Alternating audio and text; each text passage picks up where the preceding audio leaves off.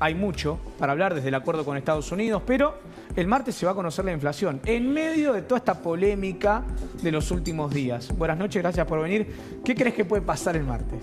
Bueno, gracias por la invitación. A ver, el martes se va a conocer el dato de inflación. A nosotros nos está dando 2,6%, es decir, estamos viendo 2,6%. 2,6%. Okay. Todavía es un dato alto. Sí creemos que a partir de febrero o marzo de a poquito va a ir cediendo. Igual es menos que antes, ¿no? Es menos que el mes anterior. Diciembre fue 2,8%, pero bueno, sigue siendo un número alto. Pero veníamos cada una de las mediciones en alza y ahora se corta. Digamos, desde mayo a diciembre vos tuviste alza, ¿no? El año pasado, ¿no? Digamos, mes a mes se fue subiendo de escaloncito chiquito y ahora lo que pasaría es que ahora se corta esa tendencia. Si da el 2,6 se cortaría. Claro. Y si no se corta... Porque es importante esto, ¿no? Sí, pero más importante es la tendencia a futuro. Creo que ahí vas a ver que ahí va a ir bajando, ¿no? Digamos, no te digo que la inflación va a terminar un 10% a fin de año, como dice el presupuesto, pero probablemente en agosto, septiembre puedas tener una inflación de 1% mensual. No 0, pero 1% mensual. Entonces, de a poquito podés ir volviendo a normalizar este proceso de desinflación que había empezado y se interrumpió un poco por la incertidumbre electoral, ¿no? Que metió mucho ruido, el dólar subió y bueno, ahora estamos viendo un poco los costos. Ahora volveríamos de vuelta a la tendencia a la baja de la inflación. ¿Cuál sería el trimestre clave? ¿El segundo, el tercero entonces? ¿O vos creés que este ya puede influir, este primer trimestre del año? Para dar ese proceso. Yo creo que ya a partir de febrero o marzo vas a empezar a ver que el número empieza a ser más bajo, ¿no? Aparte no es un año electoral, yo creo que se va a volver a normalizar la situación.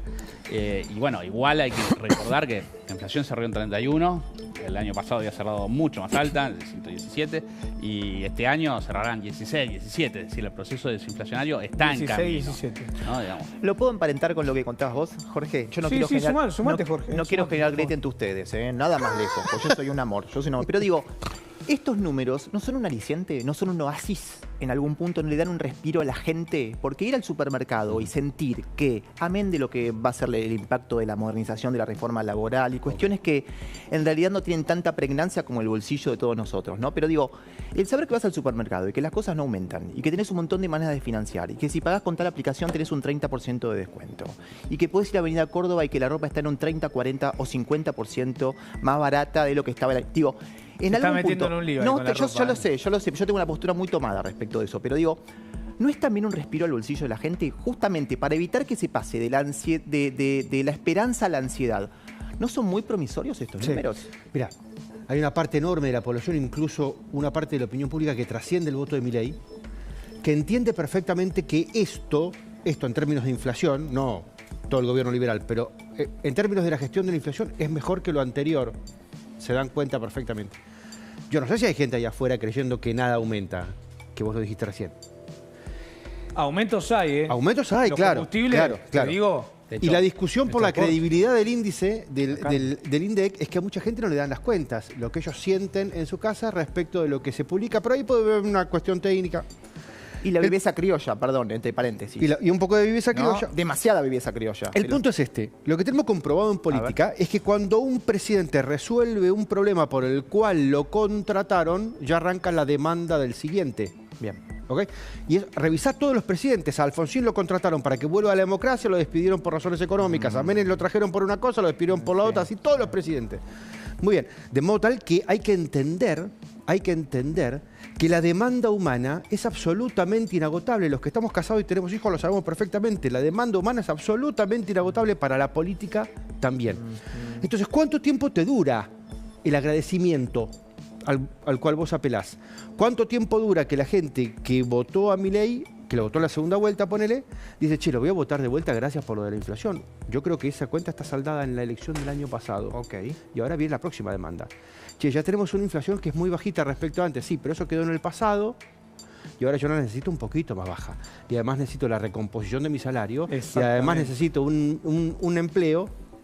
Empieza otra demanda. Sí, coincido, pero déjame agregar una cosa más, que es la inflación estos últimos meses fue 2,5, 2,8, sigue siendo una inflación alta, ¿no? Lo que pasa es que veníamos acostumbrados hace 2 años, una inflación mensual de 25%, pero volvamos a lo que era la época de Macri, que teníamos inflación mensual de 2,5 y dolía, ¿no? Lo que pasa es que ahora parece que estamos muy bien porque en el margen hubo inflación mucho más alta, pero sigue siendo alta, ¿no? Por eso es importante que baje, es decir, los precios siguen subiendo. Pero además, Iván, perdóname, Facu, creo que vos lo contaste el otro día, perdóname la interrupción. Durante febrero van a venir aumentos en servicios, en luz, en gas, 15 y 16%, muy por encima. Es cierto, todos te dicen hay que reacomodar, tienen que equiparar, tienen que venir los precios internacionales, pero por ejemplo, ya tenés servicios, combustibles, vienen subiendo y van casi todos los meses. Solo hubo un mes, ¿te acordás que fue la noticia nacional porque YPF hizo una baja mínima? Sobre eso también hay que tener en cuenta, hay que tenerlo en cuenta, digo un punto, porque 2,5, sí, pero a veces en las góndolas no se ve lo mismo. Pues eso es una avivada. No, a ver, acá se están sincerando las tarifas, eso pega en el bolsillo de la gente, porque aparte es un ajuste al sector privado eso, ¿no? Porque el sector privado es el que tiene que pagar las tarifas, entonces te queda menos para consumo, ¿no? Menos ingreso disponible, y ese es un poco el trade-off, ¿no? Entonces vos tenés que sincerar las tarifas y el problema que tuviste es que las elecciones venías ajustando por debajo del nivel de inflación, porque estabas en elecciones. Entonces ahora están ajustando un poquito por arriba. ¿Por qué? Porque no hay elecciones. Para que el año que viene, que sea elecciones, bueno, no haya que castigar tanto por ese lado. Ahora, esos son shocks de un mes, que te afecta a un mes en particular. Y no digo que no afecte, porque afecta. Pero no es un aumento generalizado como se define la inflación, ¿no? Digamos, un aumento de una vez y después vos lo que tenés que ver es el resto. De el tema es que también me parece que está una parte del mostrador, literalmente, que los precios como suben, y la otra parte del mostrador de cuánto suben los ingresos, cuánto suben los salarios. Claro. Porque me parece que tal vez en esa comparación hay una discordancia, ¿no? Es que hay dos conceptos distintos, ¿no? Una cosa es el salario y otro lo que se denomina el ingreso disponible. Claro. Entonces, ¿el salario le venía ganando la inflación en aumento? Sí, es cierto, pero no quiere decir que la gente podía consumir más. Claro. ¿Por qué? Porque tenés que pagar las tarifas. ¿Por qué Claro. es lo primero que pagas? Alimentos y tarifas. El resto es lo que te queda para consumir. Entonces, por esto que la reforma laboral es importante, por eso que bajar impuestos es importante, claro, porque eso te tracciona los precios para abajo y empezás a ser más competitivo, ¿no? Pero, digamos, no es lo mismo que el salario le gana inflación, no quiere decir que la gente esté consumiendo más necesariamente. No, es que al revés, lo que está pasando es que los gremios están cerrando a un promedio de aumento al 1 y pico mensual. Exacto. Y la inflación está, según INDEC, a 2 y pico mensual. Entonces, está como quedando un desfase que viene acumulando. ¿Es así o no? No, sí, hay algo de eso, claramente, pero también está la discusión esta de que cambiaron los hábitos de consumo, ¿no? Claro. Hubo algo de eso. Claro. Y vos lo que también que tenés es mucho consumo importado, ¿no? Entonces no es que el consumo no está, también el consumo mutó a importar y no tanto. cosas. Porque a la gente le conviene más porque es más barato. Exactamente. Ahora, reforma laboral, reforma impositiva, reforma tributaria, ¿no? Y lo asocio con lo que decía Jorge hace un momento con tanto tino. Digo, ¿en cuánto tiempo en términos económicos las variables empiezan a modificar, se empieza a traccionar para abajo? El tema este que marcaba Facu, ¿no? El poder equiparar los salarios o el ingreso con los ajustes y los aumentos. ¿En cuánto tiempo físico eso impacta en el bolsillo de la gente? Mira, las reformas para mí tienen un impacto más de mediano plazo, por eso vos tenés que trabajar el corto y el mediano. Lo mejor que podés hacer es avanzar con las reformas tributaria, Claro. laboral, previsional, eso hay que hacerlo. Pero también tenés que mirar un poquito el corto, y ahí lo que está pasando es un poco el jueguito de la tasa de interés y si le podés dar un respiro a las pymes o no para que tomen crédito. Y algo que muy pocos hablan, pero que creo que es importante, y aunque es un poquito más técnico, es los encajes bancarios. Encaje bancario es cuánto de lo que deposita la gente queda en el banco y el banco no puede prestar. Bueno, como estaban las elecciones, eso estaba en 25%, se fue a 52%, ahora bajó un poquitito, está cerca de 50%, pero por más que vos bajes la tasa, si el banco no puede prestar, por más que la tasa está baja, no va a haber crédito. Exacto. Entonces el tema de los encajes es importante, ¿no? Y eso hay que normalizarlo. Y con respecto a la polémica de la semana pasada con el tema del INDEC y que lo que ocurrió, que el gobierno tomó la decisión de postergar la aplicación del nuevo índice, ¿cómo lo estás viendo? A ver, que es desprolijo. Yo creo que aparte Marco Lavagno era una señal de transparencia que estaba bueno. Había estado en un gobierno anterior, estaba en este. Nadie descreía del INDEC. No creo que vayan a tocar el número, no pasa por ahí. El índice, por lo que dicen, da parecido. Claro. No es un problema de que vaya a dar más la inflación o menos. Es un problema de cómo te afecta metodológicamente para medir la pobreza. Ese es el problema. Si me permiten, y ya seguimos, quiero introducir un segundito, un paréntesis, porque tiene que ver con la economía, el acuerdo que se celebra con los Estados Unidos. Y está conectado con nosotros ya vía telefónica Miguel Schiaretti, es presidente de la CICRA, obviamente uno de los sectores, si se quiere, están diciendo, más ganadores de este acuerdo, en lo inmediato es el sector ganadero. Miguel, buenas noches, bienvenido a Más Info la Noche, ¿cómo estás? ¿Qué tal? Buenas noches, ¿cómo están ustedes? Gracias por estos minutos. ¿Es cierto que va a aumentar la cuota de exportación de la carne, que puede llegar, por ejemplo, de 20.000 a 1 millón de toneladas? ¿Cómo lo está viendo el sector este anuncio? No, te equivocaste, de 20.000 a 100.000 toneladas. Ahí está, perfecto, gracias. Se multiplica por 5 la cuota. Nosotros tenemos una cuota con Estados Unidos que nunca fue voluntariamente comprador de carne argentina. Recordemos que a partir del tema de la aftosa nos tuvo 17 años fuera de ese mercado. ¿Por qué? Porque nuestra competitividad respecto de Estados Unidos es muy fuerte y buscaron siempre pararancelarias como la vaca loca, la aftosa y todo lo demás, a punto tal que la Argentina tuvo que hacerle a Estados Unidos un panel.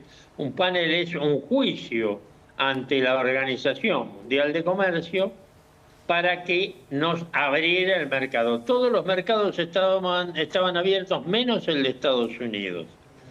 Cuando vieron que el juicio era absolutamente ganable por la Argentina, es que llegamos a ese acuerdo de las 20.000 toneladas con un arancel muy bajo, $4,50 por tonelada, pero por encima de esas 20.000 toneladas había que pagar el 26.5%, es decir, no era tan bueno el acuerdo. Pero bueno, era una manera de ingresar en el mercado norteamericano y fue aplaudido por la industria. Miguel. Sí. ¿Tiene la Argentina la cantidad de carne necesaria para afrontar este nuevo monto? A ver, la Argentina produce anualmente en los últimos 10, 15 años 20.000 toneladas de 3 millones de toneladas de carne. ¿A vos te parece que 100.000 toneladas, 20.000 toneladas, 50.000 toneladas es un número significativo como para no poder afrontarlo? Sí, lo puede hacer y lo puede hacer sin modificar nada.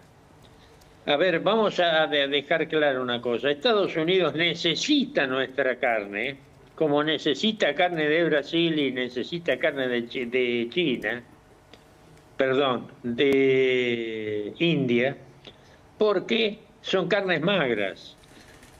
Estados Unidos produce carnes con un 30% de grasa. Sí. Y los Estados Unidos consumen el 60% de lo que consumen de carne de los Estados Unidos es en hamburguesa.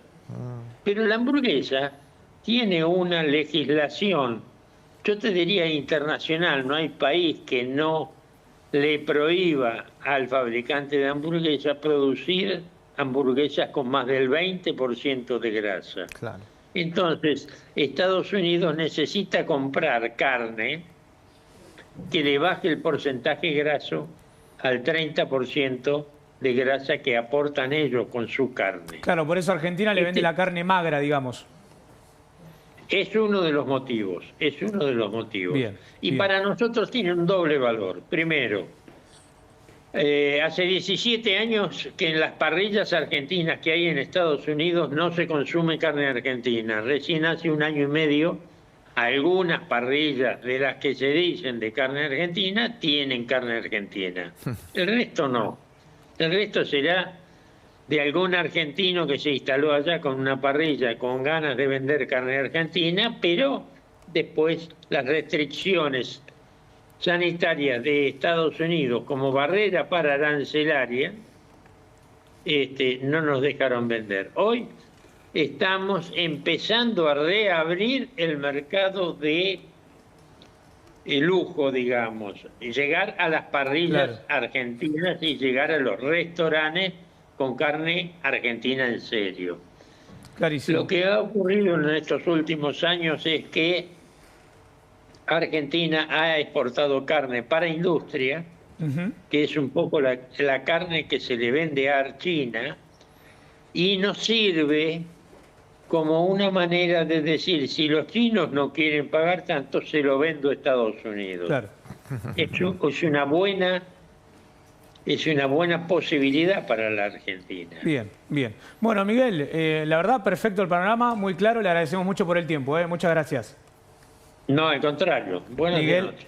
Schiaretti, presidente de la CICRA, por lo menos para entender un poco la parte de la ganadería en este acuerdo. En instantes seguimos con Iván Kachanowski para seguir hablando de economía, pero Facu, y esto también lo podemos compartir con Jorge, el presidente Milei canceló su visita a los Estados Unidos. ¿Qué pasó? Iba a tener una visita a Mar-a-Lago, a una gala por la hispanidad. No iba a estar en ese encuentro Donald Trump en principio, pero finalmente hoy confirmó el gobierno, mediante un mensaje de Manuel Adorni, que efectivamente no va a estar en esa cumbre que iba a ser el 9. Al final va a terminar cumpliendo otra agenda, que es la agenda de la Junta por la Paz, la junta que creó Donald Trump con el objetivo de reconstruir Gaza. ¿Se acuerdan ustedes que en el encuentro de Davos estuvo el presidente Javier Milei, estuvo con Trump, firmaron, se sacaron la foto con el acuerdo? El presidente Donald Trump invitó al presidente Javier Milei para estar presente allí en Washington, D.C., para iniciar concretamente el trabajo de esta Junta por la Paz. Ahí estamos viendo Board of Peace, es el órgano que creó Donald Trump con un grupo de países aliados. Hay que reconocer y hay que destacar que no hay países de Europa relevantes como Alemania, Francia. La propia Italia puso un argumento matizado para no participar, pero es un organismo importante que puso en marcha Donald Trump como una especie de agenda paralela a la agenda que está planteando la ONU, donde está participando el presidente Javier Milei, y que va a ser el 19 de febrero en Washington, D.C., una foto importante que va a tener el presidente Javier Milei en un encuentro que va a ser el segundo que va a tener en cerca de un mes con el presidente de Estados Unidos, una demostración concreta del alineamiento que hay entre Argentina y Estados Unidos, entre Javier Milei y Donald Trump. Jorge, cuando hablamos de este acuerdo que tiene la Argentina y estos datos que da Facu, ¿qué significa para nuestro país? ¿Pueden llegar más inversiones más allá de este acuerdo, que ya estamos viendo mayor exportación, que venga medicamentos de Estados Unidos, otras cosas? Digo, yendo a lo netamente político, ¿cómo lo estás viendo? Abre posibilidades y me parece que el país está por el buen camino en ese sentido, en términos de alineamiento internacional. Pero no pensemos, igual que para la ley de trabajo o para cuando ordenamos variables económicas no creemos que la confianza es soplar y hacer botellas. Durante décadas y décadas, yo tengo mucha garantía de cuando viajo al exterior, de los clientes en el exterior con los cuales hablo, durante décadas se vio a la Argentina como un borracho empedernido que cada vez que toma para el lado de la derecha, dejó de tomar. Entonces el mundo se alegra de que dejaste de chupar, todos se alegran de que Jorgito dejó de chupar. Ahora, el próximo cumpleaños no me regalan una botella de vino. Y el otro cumpleaños no me dejan solo en la bodega con el sacacorchos, ¿me entendés? Es decir, ¿cuánto tiempo el mundo tiene que ver que Jorgito no chupa más para regalar una botella de vino en el cumpleaños? Es mucho, mucho, mucho tiempo. Ahora, el liberalismo, que primero rindió el examen de que podía poner un presidente, después rindió el examen de que ese presidente podía llegar a término, ahora que rinde, y no pudo rendir el examen de que podía renovar el mandato ese presidente, ahora que lo está intentando de vuelta y otra vez gana y otra vez renueva la confianza en las elecciones de medio término, ahora tiene que rendir el examen que el liberalismo nunca pudo rendir, que es renovar un mandato. A partir de ahí va a venir otro clima.